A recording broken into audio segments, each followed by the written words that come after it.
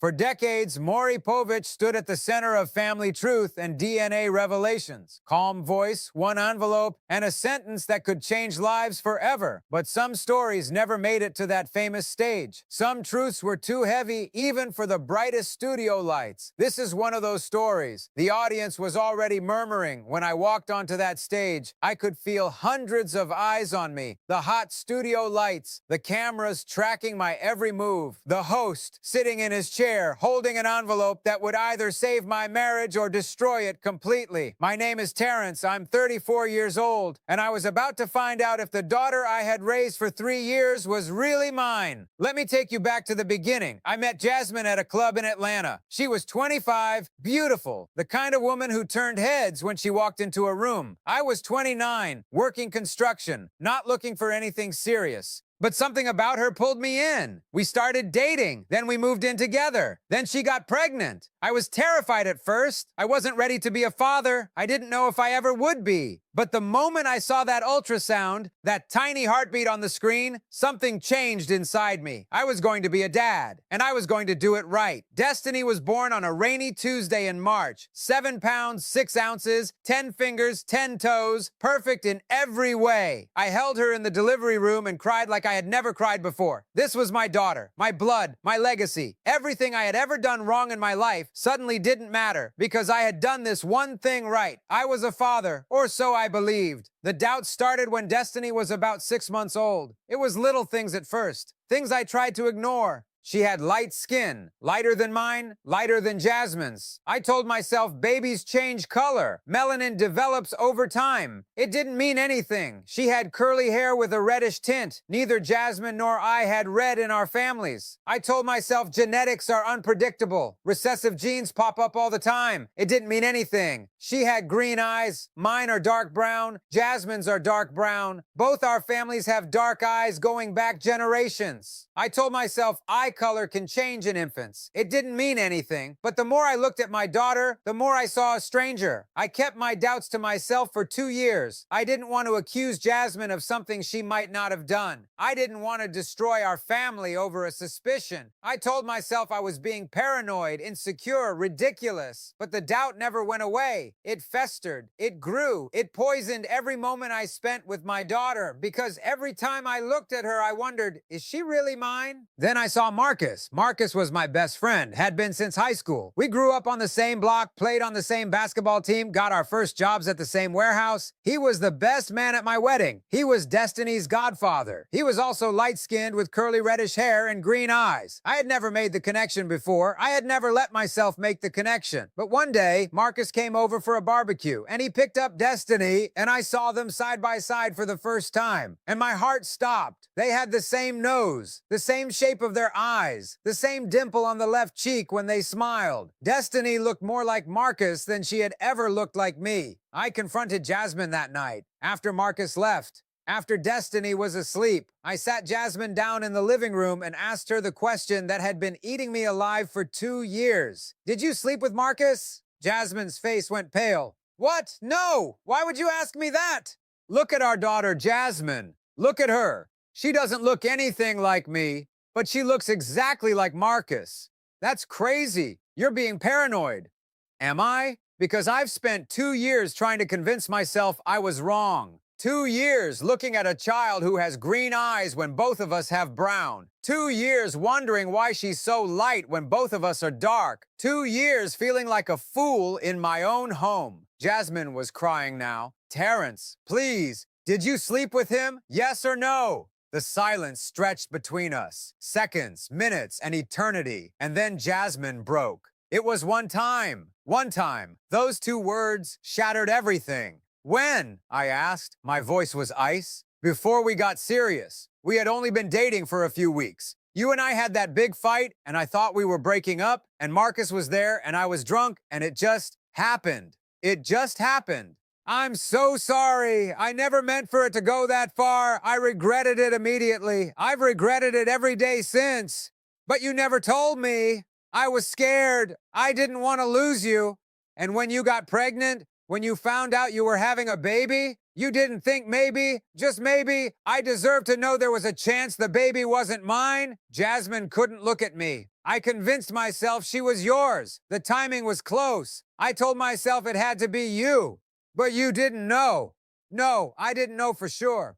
I moved out that night. I couldn't stay in that house. I couldn't sleep next to a woman who had lied to me for 3 years. I couldn't look at a daughter who might not be mine. I stayed with my brother for a week. I didn't eat. I barely slept. I just sat in his guest room, staring at the ceiling, trying to figure out what to do next. I had two choices. Walk away. Pretend I had never found out, accept that Destiny might not be my biological daughter and raise her anyway. Or get a DNA test and know the truth once and for all. I chose the truth, but I didn't want to do it quietly. I didn't want to get some private lab test and find out in my living room with no witnesses. I wanted the world to see. I wanted Jasmine to face what she had done in front of an audience. I wanted Marcus to stand next to me and explain how he could betray his best friend. I wanted the truth, and I wanted it loud. So I called the show. The producers flew us to Connecticut. Me, Jasmine, Marcus, three people whose lives were about to be changed forever by a single envelope. The green room was tense. Jasmine sat in one corner crying. Marcus sat in another, refusing to make eye contact with either of us. I paced the floor, rehearsing what I was going to say, trying to prepare myself for every possible outcome. Either Destiny was mine, and I had accused my wife and best friend of something horrible, or Destiny was Marcus's, and everything I believed about my life was a lie. The stage lights were blinding. The host greeted me with a handshake and a knowing look. He had done this thousands of times. He knew exactly how this would go. Terrence, you're here today because you have doubts about whether you're the father of your 3-year-old daughter, Destiny. Is that correct?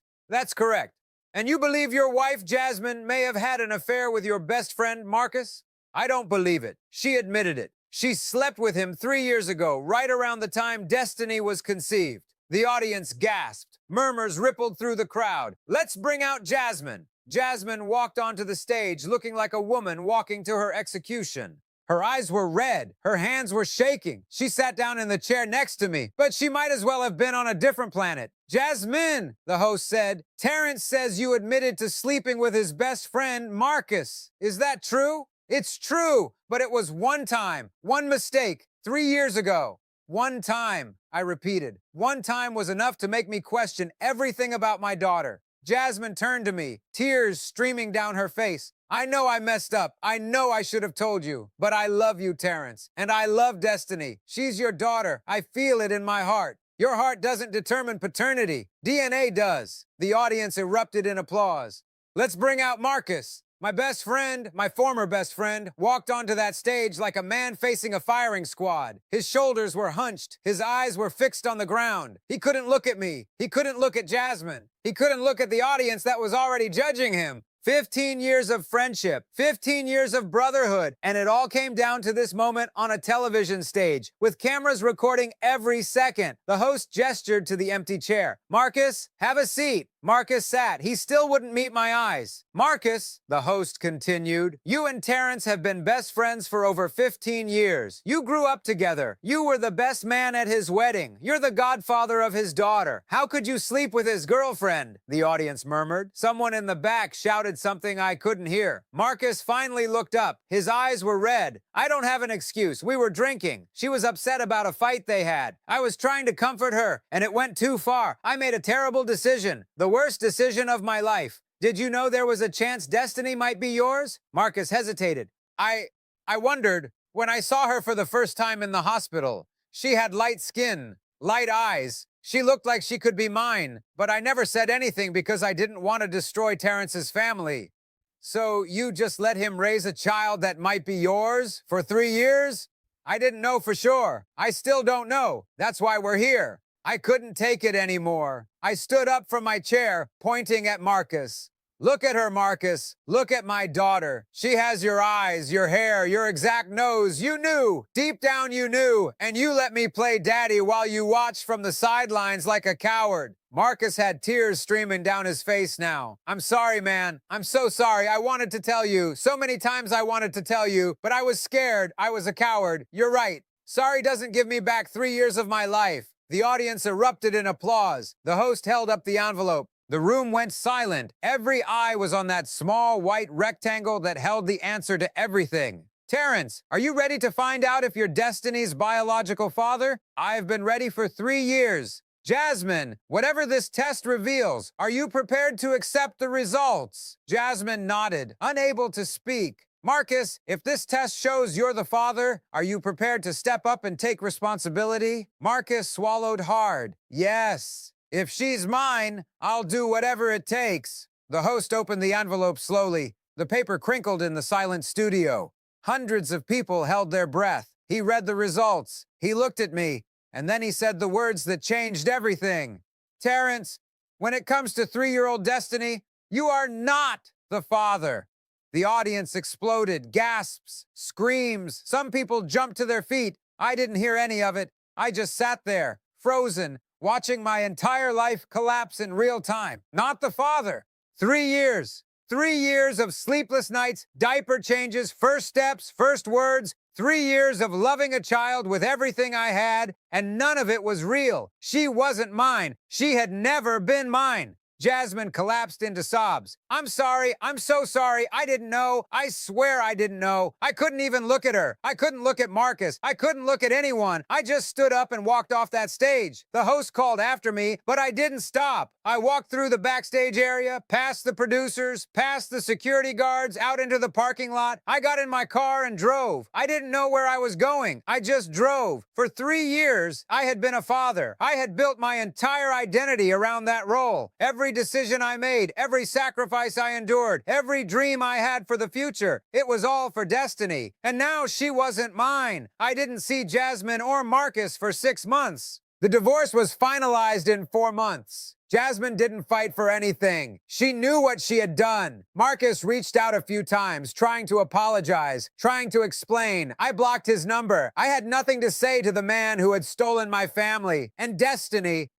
was the hardest part. She wasn't my biological daughter. The DNA proved that. But for 3 years, she had called me daddy. She had fallen asleep in my arms. She had looked at me like I was her whole world. How do you walk away from that? I couldn't. 6 months after that episode aired, I reached out to Jasmine, not for reconciliation, that bridge was burned forever, but for Destiny. I want to stay in her life, I said. I know I'm not her biological father, but I'm the only father she's ever known, and I can't just abandon her, Jasmine cried. You would do that? After everything? She's 3 years old. She doesn't understand DNA tests and betrayal. She just knows that her daddy disappeared one day and never came back. I won't let her grow up thinking I abandoned her. Marcus is raising Destiny now. He stepped up just like he promised. He's not a perfect father. Who is? But he's trying. He takes her on weekends. He pays child support. He's present in a way he wasn't before. And I'm still in her life too. Not as her father, not as her daddy, but as someone who loves her. Someone who was there for her first 3 years. Someone who will always care about her, no matter what any DNA test says. People ask me if I regret going on that show. If I regret finding out the truth in front of millions of people. If I regret exposing my pain for the world to see. The answer is no. I needed to know. I deserve to know. And even though the truth destroyed my marriage, it also set me free. I'm not living a lie anymore. I'm not raising a child while wondering if she's really mine. I know exactly where I stand. And that's worth more than any comfortable illusion. For decades, Maury Povich stood at the center of family truth and DNA revelations. Calm voice, one envelope, and a sentence that could change lives forever. You are not the father. 5 words that ended my marriage, but also 5 words that gave me the truth. And sometimes the truth is all we have.